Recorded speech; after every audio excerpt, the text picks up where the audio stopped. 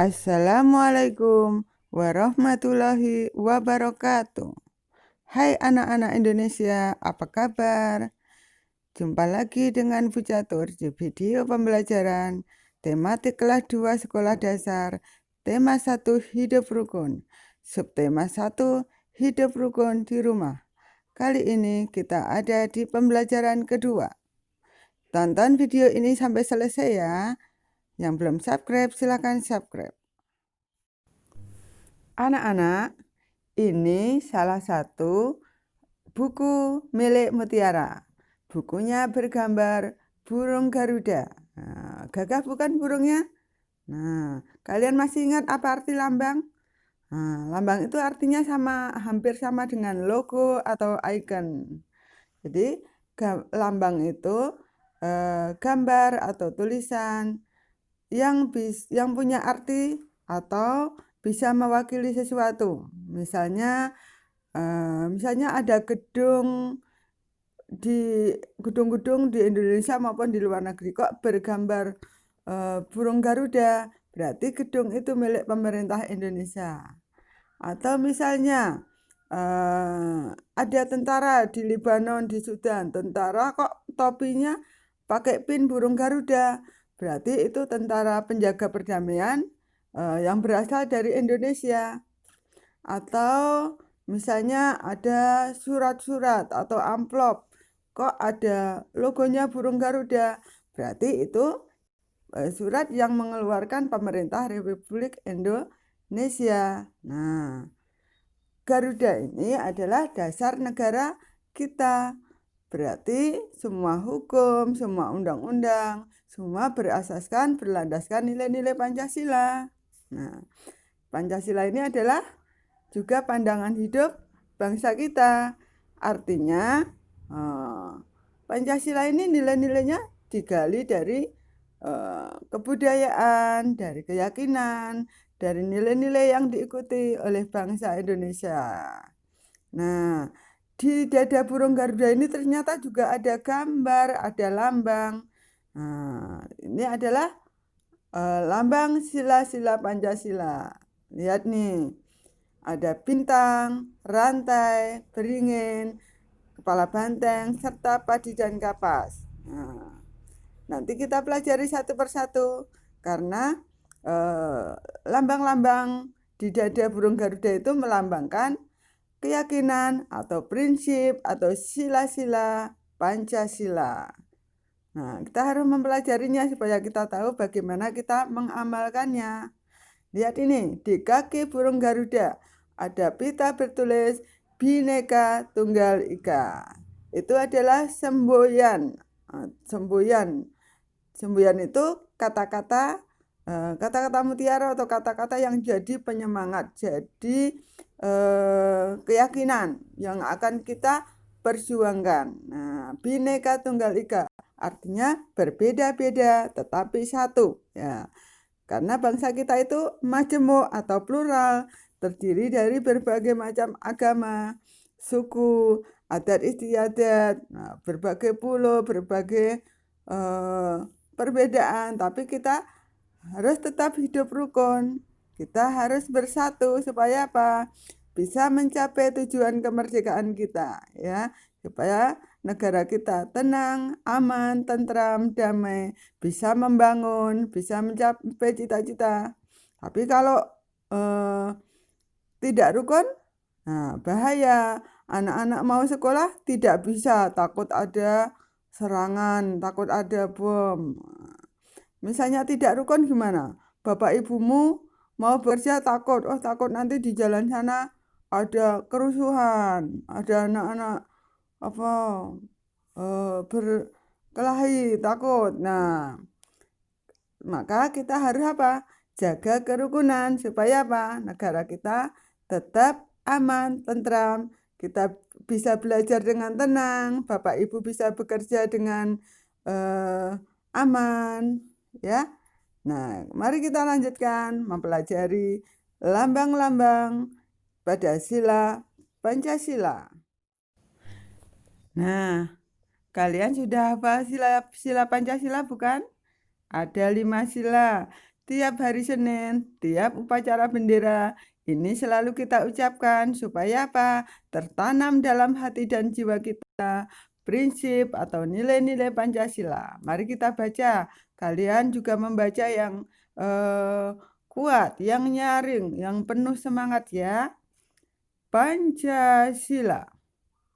Satu, ketuhanan yang Maha Esa.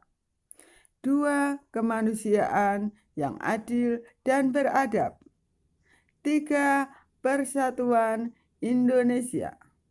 Empat, kerakyatan yang dipimpin oleh hikmat kebijaksanaan dalam permusyawaratan perwakilan. Lima, keadilan sosial bagi seluruh rakyat Indonesia. Nah, itu tiap Senin kita baca ya. Nah, sila-sila itu ternyata disimbolkan oleh atau diwakili oleh gambar atau lambang ya. Nah, misalnya sila pertama, ketuhanan yang Maha Esa, dilambangkan dengan gambar bintang emas. Kenapa? Karena Tuhan itu maha tinggi, Tuhan itu maha mulia, Tuhan itu sempurna, maka dilambangkan dengan sesuatu yang tinggi. Bukan berarti kita menyamakan Tuhan dengan bintang, karena bintang adalah ciptaan Tuhan. Tapi bintang sebagai sesuatu yang tinggi kita jadikan sebagai simbol, sebagai lambang sila ketuhanan yang Maha Esa. Kedua, kemanusiaan yang adil dan beradab. Kemanusiaan, nah ini dilambangkan dengan rantai. Manusia itu suka bekerja sama, suka tolong menolong, suka toleransi, menghargai sesama manusia, tidak bertindak semena-mena, menganggap semuanya sama, berarti dilambangkan dengan rantai. Berikutnya, nah ini ada gambar pohon beringin. Pohon beringin ini melambangkan persatuan. Pohonnya besar, cabangnya banyak, tapi dari satu pohon satu akar. Nah, ini persatuan Indonesia. Nah, bangsa kita bangsa kesatuan, walaupun berbeda-beda, berbagai suku, kita bersatu. Kita menjadi kuat, menjadi jaya karena kita bersatu. Nah, sekarang kita lanjutkan. Nah, ini kepala banteng itu melambangkan kerakyatan yang dipimpin oleh hikmat kebijaksanaan dalam permusyawaratan perwakilan. Nah, ini sila keempat ini adalah kerakyatan. Berarti apa? Negara kita yang memerintah adalah rakyat, oleh rakyat, dari rakyat, untuk rakyat. Bukan oleh seseorang raja, bukan oleh seseorang kaisar. Negara kita dipimpin seorang pemimpin yang dipilih oleh rakyat. Pemimpin yang harus bekerja untuk rakyat. Seorang pemimpin yang bekerja keras, memimpin dan memajukan rakyat, bukan untuk diri sendiri dan keluarga.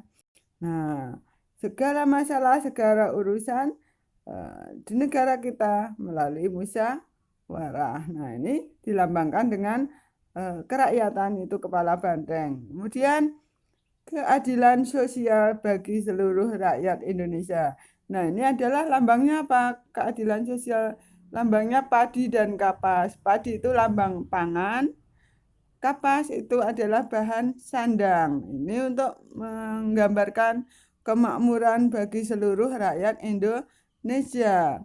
Semua rakyat bekerja keras, semua rakyat dan pemerintah mewujudkan keadilan sosial, kemakmuran yang merata. Nah, itu tadi ya, lambang-lambang sila-sila Pancasila. Sila ke-1 lambangnya bintang, sila kedua rantai, sila ketiga beringin, pohon beringin, sila keempat kepala banteng, dan sila kelima padi dan kapas. Sudah hafal dan mengerti bukan? Nah, kalau kalian sudah hafal, sudah ingat, silahkan dikerjakan ya yang ini tabel sila. Ini sila ke-1, 2, 3, 4, 5. Bunyinya seperti apa sila ke-1? Lalu simbolnya. Nah, simbol itu sama saja dengan lambang atau logo atau icon. Nah, Nah, sila ke-1 bunyinya apa? Lambangnya apa? Sila kedua, ketiga, keempat, kelima, lambangnya apa? Bunyi silanya apa? Kalian isi, pasti bisa ya. Nah, sekarang ini ya, Pancasila itu dasar negara kita. Kita harus mengamalkan sila-sila Pancasila. Nah, supaya bisa mengamalkannya, kita pelajari perilaku atau perbuatan-perbuatan yang sesuai dengan sila-sila Pancasila. Nah, ini gambar apa ya ini? Oh, gambar orang-orang yang sedang beribadah kepada Tuhan. Mereka beribadah kepada Tuhan sesuai dengan agamanya masing-masing. Beribadah kepada Tuhan berarti sesuai dengan nilai ketuhanan, berarti sila keberapa? 1, betul. Nah, ini keluarga Udin, keluarga Siti sedang sholat berjamaah. Ya, ini beribadah bersama keluarga. Ini keluarga Edo juga sedang berdoa sebelum makan. Nih, keluarga siapa ya nih? Beni atau siapa nih? Sedang pergi ke gereja. Nah, ini ada keluarga Dayu sedang melakukan puja di pura. Nah, ini keluarga Lani juga sedang beribadah di kelenteng. Mereka menghormati Sang Buddha nih. Kemudian eh, juga ini keluarga Meli atau siapa ya? Mereka sedang berada di apa? Wihara atau kelenteng ini. Nah, ini ada gambar tokoh pendiri agama. Mereka melakukan penghormatan. Nah, itu tadi adalah contoh-contoh pengamalan sila-sila Pancasila. Sila ke-1 yaitu ketuhanan yang Maha Esa. Apakah kamu juga punya pengalaman beribadah bersama keluarga? Nah, silahkan diceritakan. Misalnya kamu eh, setiap hari sholat berjamaah dengan Bapak Ibu atau kalian pergi ke gereja misalnya atau ke pura atau wihara pergi bersama keluarga. Nah, menyenangkan bukan? Silahkan diceritakan. Nanti kalau ceritamu, tulisanmu itu bagus, bisa ditempel di majalah dinding kelas. Nah, supaya teman-temanmu juga bisa membaca. Nih, sekarang kita akan melihat cerita Udin dan Mutiara. Udin ingin meminjam buku Mutiara. Boleh nggak ya? Kan Udin sudah dapat mainan dari ayah. Apakah Udin boleh meminjam? Nah, Mutiara ternyata dengan senang hati meminjamkan. Mari kita lihat ya. Yuk kita baca percakapan Udin dan Mutiara. Nah, iya, Udin dan Mutiara bercakap-cakap nih. Kita geser biar jelas. Buku kakak banyak sekali. Nih, kakak memang senang membaca buku. Wah, kakak memang pantas dijuluki kutu buku. Ayo, kamu juga harus rajin membaca. Ini ada buku cerita bagus. Judulnya Bintang Lapangan. Ceritanya tentang apa, Kak? Cerita tentang pemain sepak bola yang rendah hati meskipun sudah terkenal. Berarti dia tidak besar kepala ya, Kak? Terima kasih ya, Kak. Saya boleh meminjam buku Kakak. Sama-sama, Dek. Nah, coba di cerita ini tadi ada kata yang aneh nggak? Oh, ada. Kutu buku. Oh, masa kakak dianggap kutu buku? Kutu buku itu kan binatang kecil yang suka makan buku. Nah, apa ya artinya? Nanti kita pelajari ya. Nah, ini lihat ini. Bintang lapangan. Masa apa bintangnya jatuh ke lapangan? Ini buku judulnya Bintang Lapangan. Ini ceritanya tentang apa ini?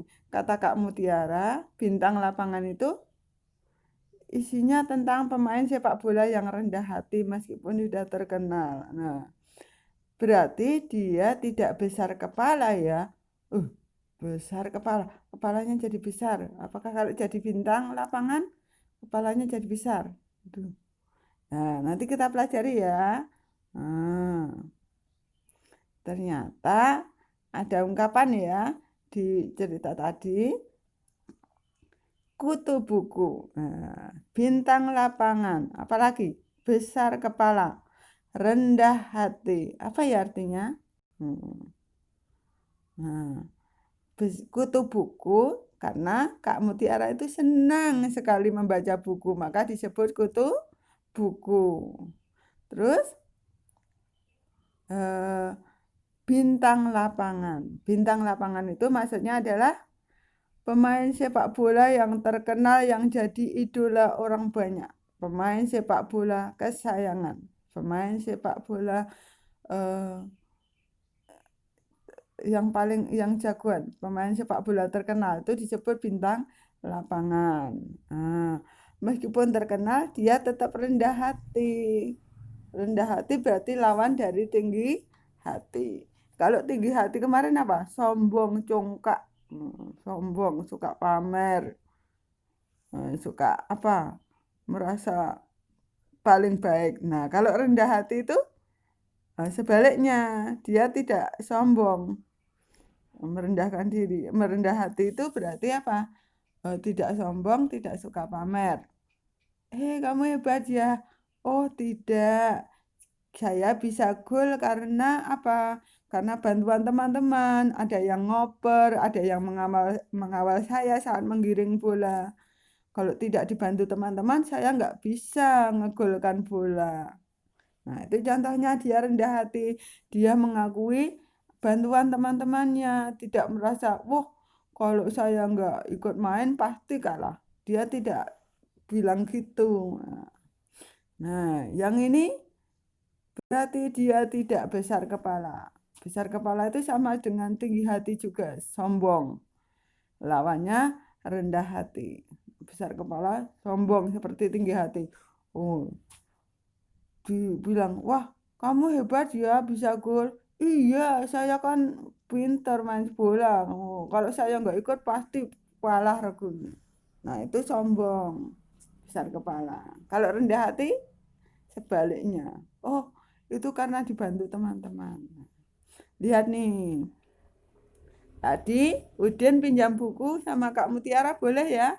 Boleh, karena Kakak Mutiara menyayangi Udin. Mana tandanya kalau Mutiara menyayangi Udin nih? Kakak boleh, kakak mau meminjamkan buku. Nah, nah, ayo kamu juga harus rajin membaca buku. Ini ada cerita bagus. Judulnya Bintang Lapangan. Nah, ini kakak mau meminjamkan buku, berarti itu tandanya kakak sayang sama adik. Mutiara sayang sama Udin. Ketika diberi pinjami buku, Udin suka apa? Juga berterima kasih. Kak, terima kasih ya kak, saya boleh meminjam buku kakak. Nah, ini kalimat ini menunjukkan bahwa kakak Mutiara menyayangi Udin. Nah, ini ada soal-soal. Setelah mendengar penjelasan Bu Guru tadi, kalian bisa menjawabnya ya. Nah, coba kalau tadi kalian sudah belajar tentang ibadah itu sila pertama. Nah, kalau saling meminjam, saling berbagi, tolong menolong itu kira-kira apa? Tentang apa? Ya, seperti rantai, saling bergandengan rantainya, ya kan? Nah, berarti sila kedua, berbagi, memberi, meminjami, tolong menolong, saling membantu, itu adalah menunjukkan apa? Kemanusiaan, dilambangkan dengan sila kedua. Nah, kalian juga ingat tadi ada apa? Ada ungkapan apa saja? Besar kepala, kutu buku, bintang lapangan. Nah, bisa ya kalian menjelaskannya. Kalau kalian lupa, bisa disimak ulang video tadi, ya. Nanti kamu kerjakan tugas-tugas yang ini. kata-kata apa? Ini ada pertanyaan-pertanyaan, kalian jawab. Kalau tidak bisa, bisa diulang, diputar ulang videonya, atau kalian bisa tanya pada Bapak Ibu. Nah, itu tadi kalian sudah membaca percakapan antara Udin dan Mutiara. Biasanya kalau di sekolah setelah membaca kalian disuruh apa? Memerankan di depan kelas. Kamu bersama teman kelompok atau teman sebangku biasanya suruh berperan. Ada yang jadi Udin, ada yang jadi Mutiara. Tetapi kalau kita belajar di rumah, kita bisa berperan dengan adik atau kakak yang di rumah. Kalau nggak punya kakak adik, kita bisa berperan sama ayah ibu. Ajak ayah dan ibu untuk berperan bersama. Ayah jadi Udin, kamu jadi kakak, atau kamu jadi Udin, ibu jadi kakak. Nah, bisa kan? Kamu perankan percakapannya. Kalian baca kalimat-kalimatnya seperti orang bercakap-cakap sehari-hari. Kakak, misalnya seperti itu. Terima kasih ya, Kak. Nah, memerankan percakapan, kita menggunakan apa? Ekspresi penghayatan, menggunakan intonasi yang sesuai. Nah, mari kita lanjutkan. Kita akan belajar tentang bintang lapangan tadi. Bintang lapangan itu pemain sepak bola yang terkenal, yang ahli. Nah, kalau pemain yang ahli berarti apa? Dia rajin berlatih dan bermain. Berlatih dan bermain membuat badan menjadi sehat nih. Latihannya apa? Ada latihan berjalan ke depan. Nah, sikap berjalannya tegak. Nah, ketika kaki kiri melangkah ke depan, tangan kanan yang ke depan. Ya, kaki kiri, tangan kanan. Kalau kaki kanan yang ke depan, tangan kiri yang ke depan. Nah, supaya seimbang. Kalau tidak seperti itu nanti kaki kanan tangan kanan, kaki kiri tangan kiri. Nah, itu nanti apa? Berjalannya bisa seperti bagong atau seperti apa? Oh, jadi kagok gitu ya. Nah, supaya berjalannya bisa seimbang. Kaki kiri tangan kanan maju bareng, kemudian ganti kaki kanan tangan kiri. Nah, ini berjalan mundur ke belakang. Nah, berjalan mundur ke belakang harus latihan dulu tahap demi tahap biar ini tidak jatuh atau ini sebelum melakukan kita lihat dulu di belakang apakah ada batu atau apa atau mungkin ada kotoran ayam atau apa supaya tidak kena ya. Nah, sebelum latihan berjalan mundur lihat tanah di belakang kita. Kemudian melangkah kakinya latihan pelan-pelan dulu baru kalau sudah terampil lakukan cepat. Kemudian berjalan ke samping kanan, ke samping kiri. Nah, bawah ini berjalan jongkok, berjalan berkelompok. Nah, berjalan kelompok dengan rapi, supaya rapi harus ada aba-aba. Misalnya maju dulu kaki kiri, terus kaki kanan berikutnya ada hitungan. Nah, aba-aba atau hitungan supaya apa? Berjalannya serempak, rapi. Nah, kalau sudah bisa, nanti kalian bisa ikut latihan baris berbaris. Nanti di kelas 4, 5, 6 kalian bisa diambil untuk ikut tonti lomba baris berbaris tingkat kecamatan. Nanti di hari kemerdekaan kalian bisa mendapat piala. Nah, yang ini latihan berjalan menirukan binatang, menirukan kucing atau anjing berjalan dengan merangkak, menirukan gerakan angsa. Nah, ini kaki dan tangannya ini menirukan kepala angsa, tangannya, kakinya menirukan kaki angsa. Nih, jalannya. Kamu juga bisa bergerak dengan menirukan gerakan burung, gerakan kupu-kupu. Tangannya diayun-ayun. Ya, jadi kupu-kupu. Nah, ini jadi rapi. Nah, kalian bisa kan? Kalau sekolah belum masuk karena pandemi, kalian bisa melakukannya di rumah bersama ayah, ibu, kakak, adik, bisa dilakukan di halaman. Sudah belajar apa kalian hari ini? Yuk kita rangkum bersama. PPKN. Lambang Negara Republik Indonesia adalah Garuda Pancasila. Dasar Negara Republik Indonesia adalah Pancasila. Semboyan negara Indonesia adalah Bhinneka Tunggal Ika, artinya berbeda-beda tetapi tetap satu. Lambang hampir sama artinya dengan simbol atau logo atau icon. Lambang artinya gambar yang punya arti atau bisa mewakili sesuatu. Contoh pengamalan Pancasila. Sila ke-1, beribadah sesuai agama yang dianut atau diyakini. Menghargai pemeluk agama lain. Sila kedua, saling menyayangi, saling berbagi, memberi atau meminjamkan milik kita. Di perisai burung Garuda ada 5 lambang sesuai 5 sila Pancasila. Sila-sila Pancasila menjadi pedoman hidup bangsa Indonesia. Berikutnya rangkuman bahasa Indonesia. Ungkapan.